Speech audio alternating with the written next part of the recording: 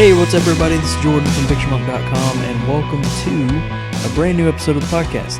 This one's going to be kind of fun, but just because I'm going to kind of piggyback off of what I did last podcast, and that was 5 things to do when taking a photo or while taking a photo.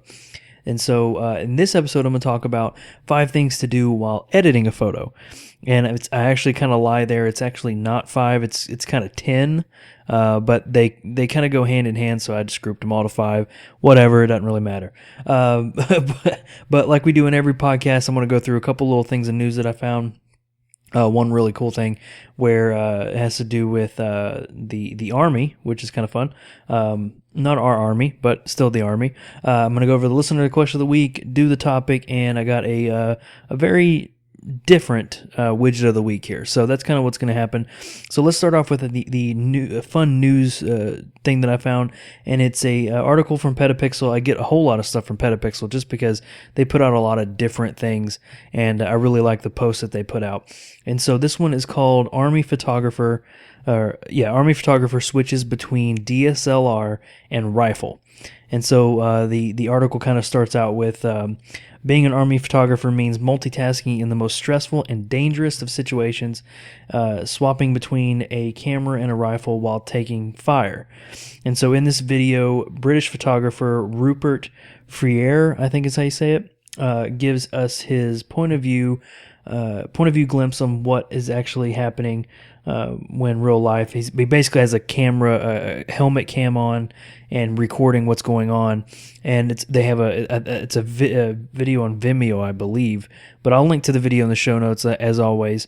PictureMonk.com/PMP069. He actually has the helmet cam on, and he made the video of you can hear the fire, you can see people shooting. It's really intense, but he's also taking photos, and then as soon as he takes photos, dropping his camera, picking up the rifle, and shooting. And it's just the photos. The photos are really good photos just because of the situation, but really what make them is the video, because you can see the photos that he's taken while fire is being taken, being shot at him. So it's a really, really intense video. So I really suggest you guys go check that out. It's just kind of crazy. A lot of people don't even think of that there's war photographers out there. I mean, I knew there was war photographers because how else would we get really awesome photos? But I didn't think it would be as intense as it was. So it's kind of really neat to see that and experience what they're going through, firsthand when you watch that video. So really, really cool video to check out. So that was the only kind of news thing I had. I have one other thing, but I think I'm gonna save it just because I just started reading about it, and it's a news. Not really news. I just started reading about it literally 5 minutes before I started recording this, and I really want to put it together because it's actually something that I talked about.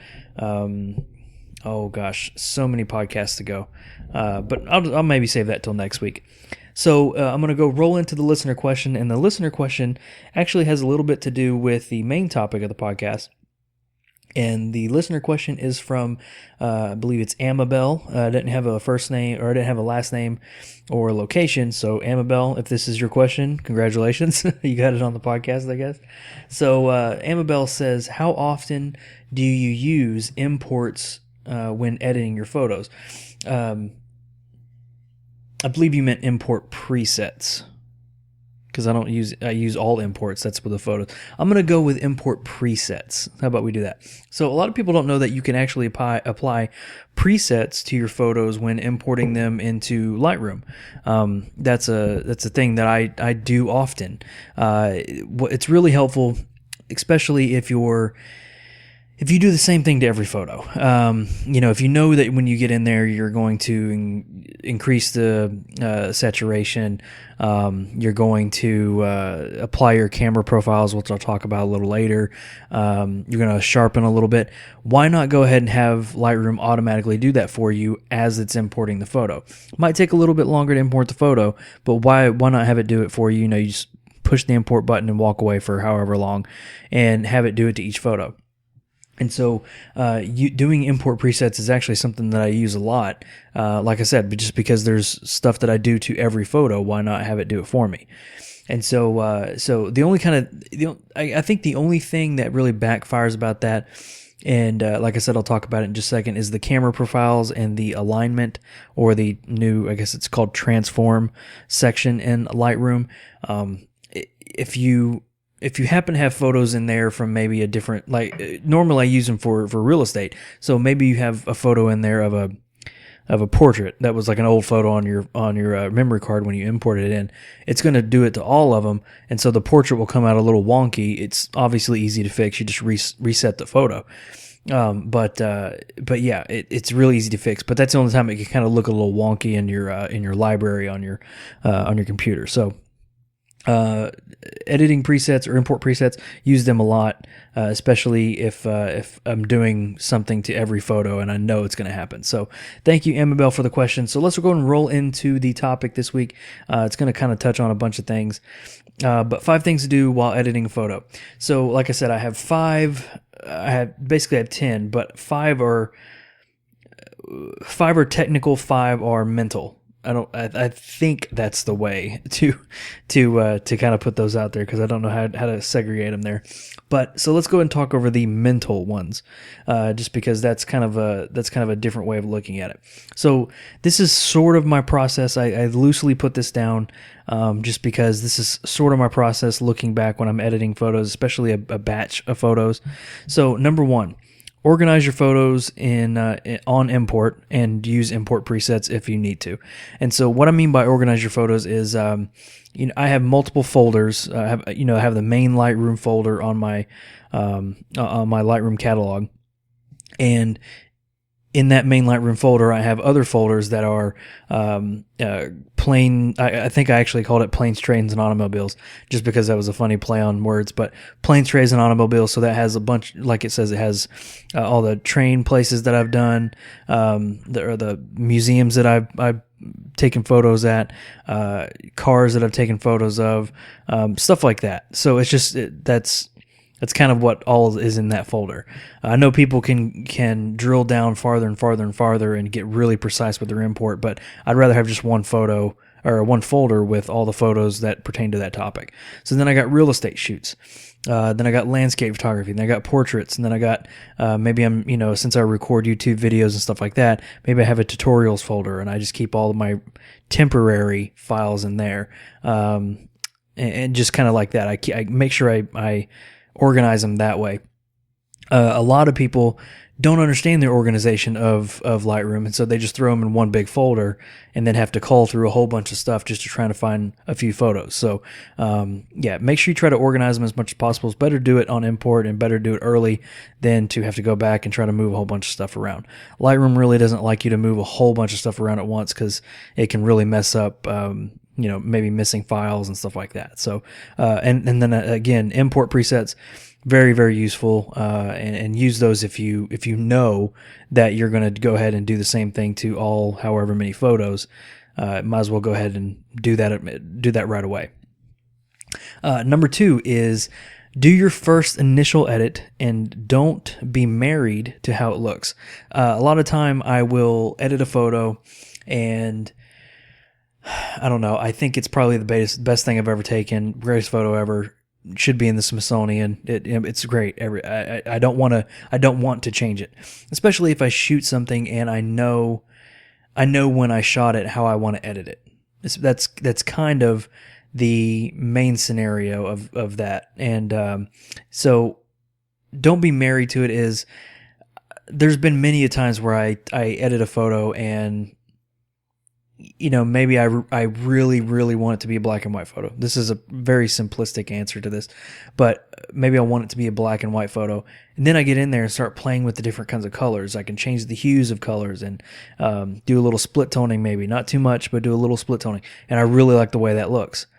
There's nothing saying you can't have 2 different photos of the same one, 2 different versions, but don't be married to it. Don't kind of spend 2 seconds in editing the photo and you're like, yep, perfect photo, got it.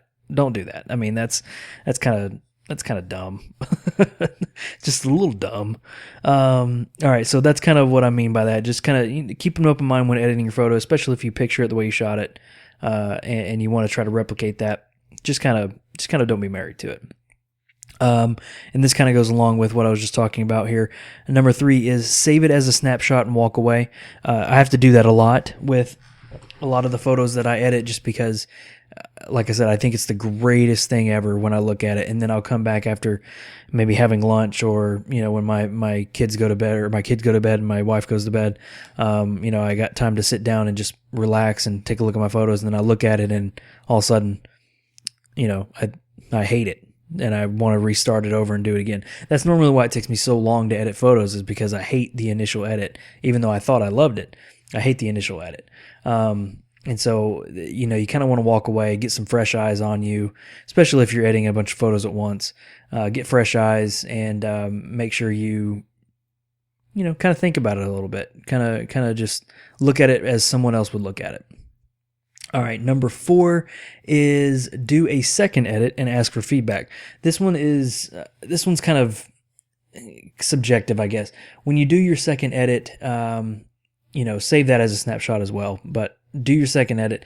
And when I say ask for feedback, it doesn't have to be like a double blind study or anything. It's just gotta be, hey, what do you think about this? Especially if you're trying to maybe delivering it to a client and you want to have somebody to look over them real quick, just to not necessarily give you like a full-fledged feedback, but just say if they like them or not. Even somebody saying, yeah, I like those, it looks pretty cool. If they really mean it, that's pretty good feedback. And so can I ask for help or ask for feedback with that? And this is sort of a little self-promotion, I guess.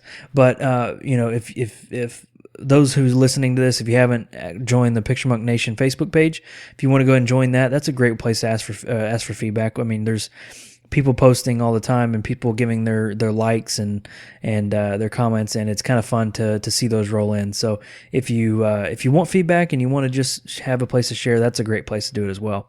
It doesn't have to be there. If you're part of other groups, that's totally fine too. But asking for feedback on stuff is pretty good, especially if it's constructive feedback. If you're going to get somebody that says this photo sucks, then do with it what you will. So number 5 is edit it again and take some time before finalizing it. This is kind of like a mashup of all the 4 before it, but take some time in editing the photo, especially if you want it to be one of the photos that you post on every social media thing, and you want to try to get as much feedback as possible about it. Take some time.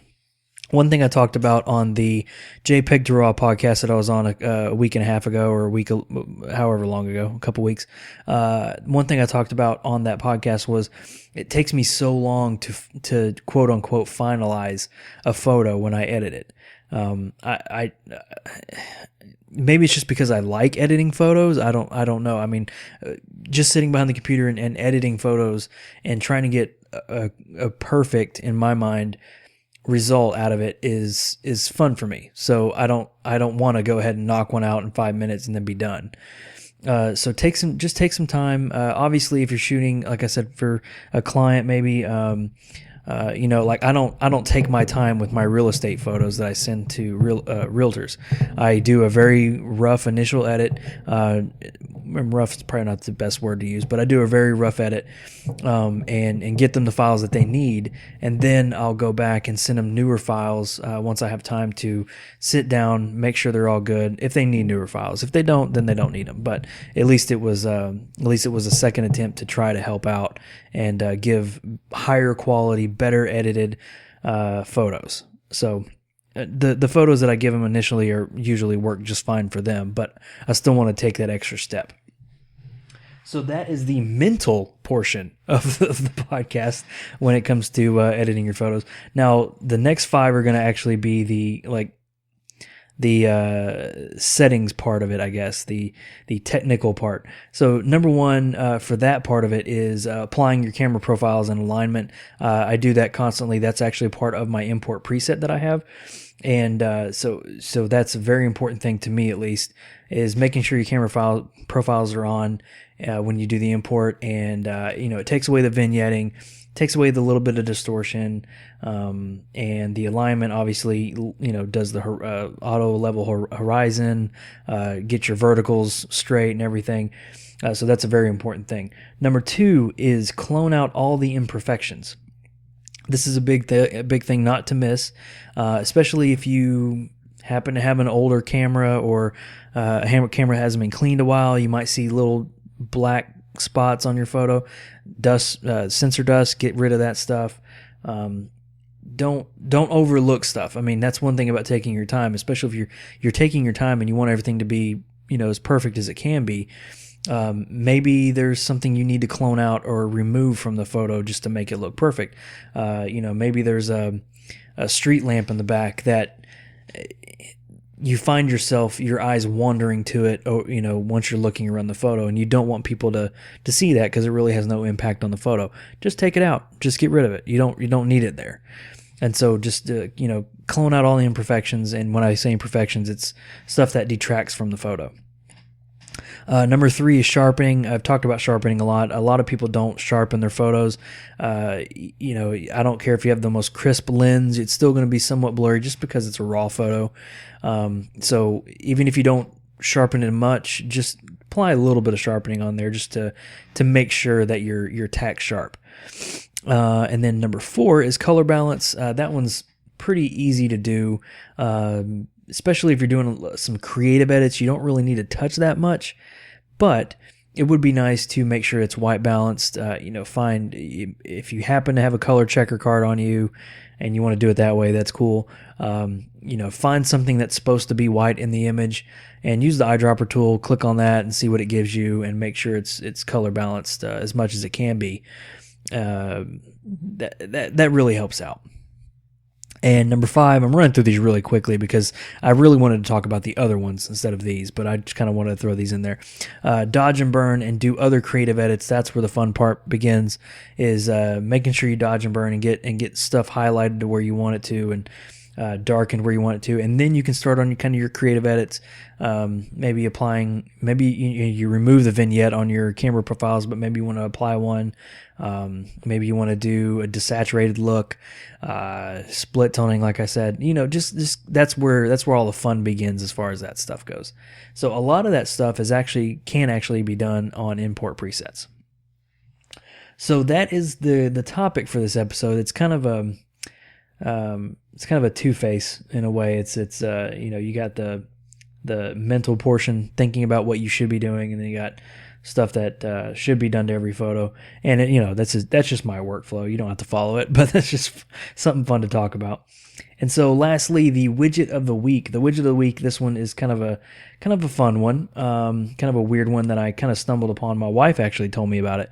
And so what it's called is the Amazon Review Trader. And so if you haven't heard about it, I'll give you kind of a quick rundown. Amazon Review Trader let me read the website here. It can be found at amzreviewtrader.com.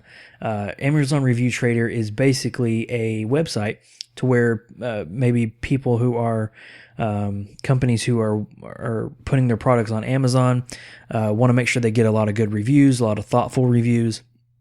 And so in order to do that, they put their product on this review tracker or review trader, and they allow you to get the product at a free or discounted price in exchange for a very thoughtful and honest review of what it is.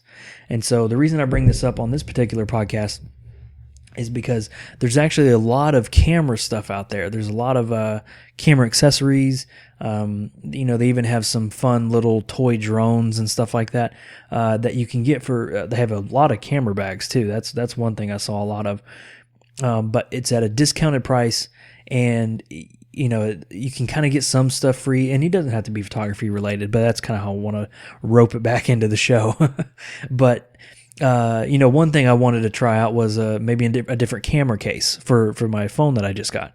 So I looked on iPhone 7 cases, and a whole bunch of them popped up, and they were all free. The only drawback to this, which it can be kind of a kicker, is what you do is you request a code.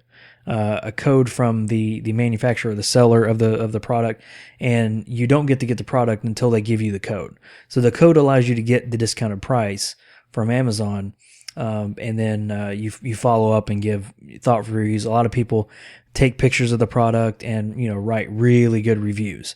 So that's one thing you got to make sure you follow through on. So you have to wait for the seller of the product to accept your request, and then they send you the code, and then you can get the product. It's not like you automatically get a ton of free stuff, and then all you got to do is write a review. So if they're not accepting any more reviews, you probably won't hear from them, and you'll probably have to try some other product. But if it's just kind of something fun to keep on the back burner. If you know something that you might want to try out, that's probably a good place to look and see if they have it first, and maybe you'll get selected to do a review on it. So check that out. Again, I'll have a link to it on the show notes, but also go to amzreviewtrader.com. Not a sponsored post. I want to go ahead and say that. Not a sponsored post. I just thought it was a cool, little fun idea. All right, guys. Hope you enjoyed that quick, rushed episode of the podcast. I feel like it was rushed, at least. Like I was talking about before, if you haven't checked out the interview I did with JPEG to RAW, the guys over there, really fun interview for me. I really like doing that stuff. So if you want to check that out, it's up on their YouTube channel right now if you want to watch the video. I don't know why my video was freezing, but it was freezing a lot during the whole thing. You can still hear the conversation, but my video is freezing, and I looked a little goofy at some points because it was froze on a goofy face. But it was fun to talk to the guys and just have a good conversation about photography. So if you want to check that out, you can. I'm sure they're going to release the audio portion at some point. But really cool guys over there. So just check that out if you want to take a listen. And that's about it, guys. Find the show notes at picturemonk.com/PMP069. This has been Jordan from picturemonk.com, and I'll see you guys in the next podcast.